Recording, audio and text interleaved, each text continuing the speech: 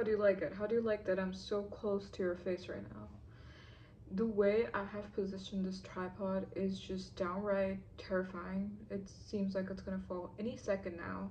She's posing right now in front of me, I'm not even gonna lie. But yeah, I'm getting ready, and you are going to get ready with me because I'm gonna tell you how we collectively can make 2026 our year based off of some of the experiences that I've had in 2025. And yeah, these are like pretty straight up logical things.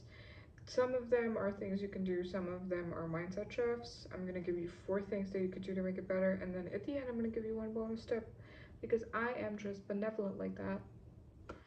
So, and I'm just gonna, the products that I'm using are gonna be in the comment section down below. There you go. So, the first thing that I will recommend to make 2026 your year, and please take this seriously, I'm begging you because this made all the difference in 2025, like genuinely, is get a new hobby. So, get a new hobby. Um, 2025 for me was the year where I got a lot of new hobbies, one of them being tennis. I started running, I did my first 5K. I also learned tarot, so a little bit of everything. Occult, we have tarot, that's occult. We have sport, that is tennis, and then we have fitness, that is running. So, when I tell you that getting a new hobby changes your brain chemistry, I am not joking. Literally, I started tennis and the way I view the world changed. I stopped looking at failure as an endpoint. I stopped limiting my body, thinking that there's only so many things I can do. I started believing in myself more. My confidence became tenfold.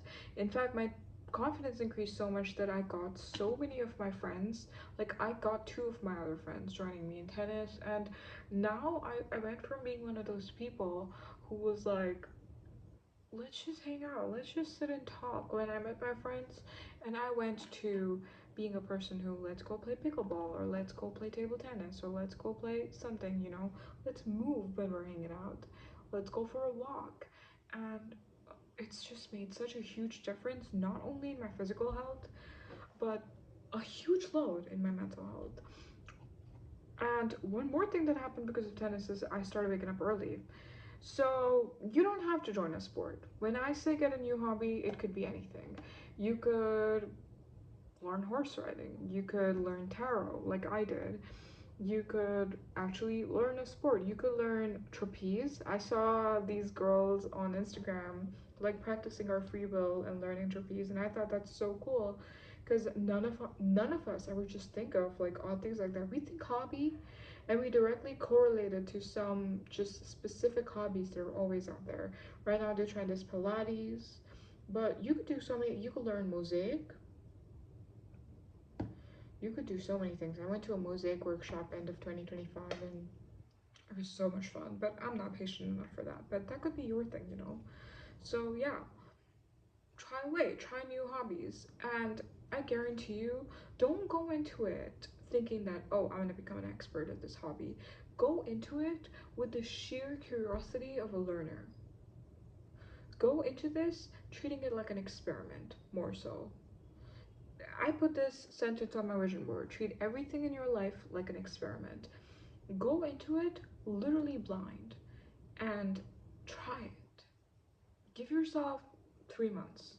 3 months. If you genuinely don't enjoy it for 3 months, leave it. Try a new hobby. Just try something new. The reason that I started tennis in 2025, that was very great. That was very graceful, wasn't it? The reason that I started learning tennis in 2025 was because I realized that since high school, I haven't learned anything just for learning it. I haven't gotten like a new hobby just so I could see what it's like. I have just been doing things because I've been told that they're gonna make me money in the long term. And that, honestly, I feel like stopped my mental growth. That stopped my mental growth to such an extent because I just stopped doing things for the sake of them. And so I joined tennis, and literally best decision of my life. Joining tennis gave me the confidence to go out there and be like, okay, I can learn anything I want if I just give it enough time. So next is Failure Max. Um, there's this guy on YouTube called Higher Wellness, and I saw one of his videos where he's talking about the trend for 2026 should be failure max, and I have never agreed with anything more. I think we just don't fail enough. The reason that we don't try new things when we get older is because we're so scared of failing. We're so scared of looking stupid. We're so scared of just trying new things and being horrible at them. We tend to think that trying new things and being horrible at them just means that we are a failure at life. I think that our goal for 2026 should be that we should fail enough that we're just not even scared of failing anymore. It just comes so naturally to us. I think that's a fantastic goal. They had like, I saw this video, I don't know how much truth there is because I've seen a lot of these videos are like GPT prompts, but it was about how Spartans, they used to train their juniors to succeed like 90% of the time because the day before their match, they would kind of imagine what it would be like if they failed. Like, genuinely, with the emotion, they would imagine what it would be like if they failed at something. And they would do it so much with such intensity that they would just stop being scared of things. When I joined tennis, and I know I'm saying tennis a lot, but it genuinely changed my life. And if you are trying to look for a hobby and you want to try tennis, please do. I was so bad. I joined with my friends. We were so bad that for the first 2 to 3 times, our coach just made us stand in a corner and dribble the ball with our racket. I'm not even joking. Like, that's genuinely what happened. He was just like, you know what? Maybe I should try hitting a ball, seeing what we can do. And that's what we did. And in the first 2 seconds, it was humiliating. I was so humiliated. And then I was like, wait, am I not a beginner? Why do I tend to think of why do I have so much ego that I think that I should be playing like those guys, literally playing matches, when I'm not even done a drill in my whole life? Accept it.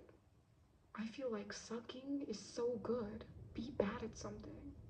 Be bad at something and be okay with being bad at something. And then eventually, when you're bad at something for long enough, with room for improvement, you're gonna be great at it. So, genuinely, just try things. In fact, I would try deliberately failing. I'm just kidding. Don't. I mean, if that's your thing, try it. But I think failure is not all that people make it to be. Like, and even though I'm saying this right after being like failure max, the reason for that is I would say you should failure max just to kind of realize that it's not the end of the world that they make it to be. Learn to be bad at things. The third thing, now we're changing categories a little bit, is when someone tells you who they are, believe them. Most of us are people who, when someone messes up, we give them multiple chances, right? And we keep on giving them multiple chances till these guys, they're not even sorry about the things they're doing. Initially they're apologetic, but eventually they're not even sorry. Most of the time people either outright admit the type of people they are, and then when you get mad at them, they're like, I already told you who I am, you chose to be here. Or they're going to show you what they're like with their actions, and you choose to stay regardless. and then you're sorry because you're just like, that person was not worth the opportunity and the chance and the grace I gave them. And I genuinely think that we as a community, we cut people some slack. Now, I don't think it should be all cancel culture. I don't think we should all just pounce on people the first time they make a mistake. But if someone repeatedly shows you who they are, why are you expecting different outcomes from the person who has not changed one bit? I think that's a fool me once, fool me twice situation. They're not even fooling you. They're outright who they are, unapologetically who they are. And you just choose to be there. So I feel like, let's believe people when they choose to be horrible and leave and be like, you know what?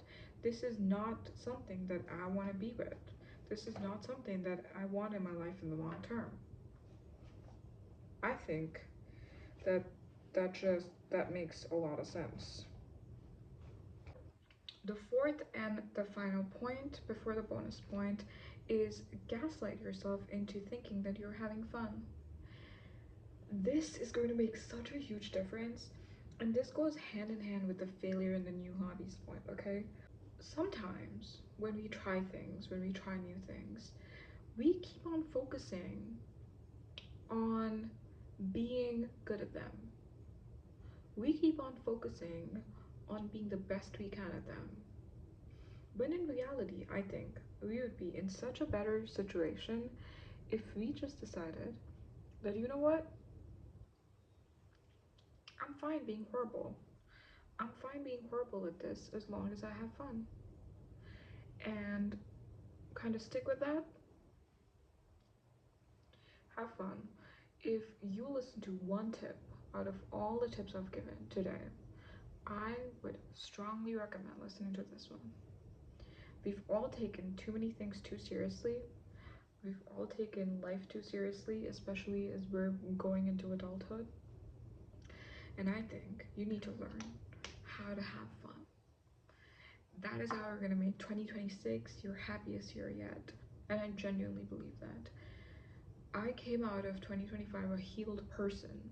Most of the time, you don't have fun because of external circumstances. You don't have fun because other people tell you you're having fun. You have fun because you decide you're having fun. It might be because you're like, oh, I'm here with the people I love. I'm here with people I love doing something I love.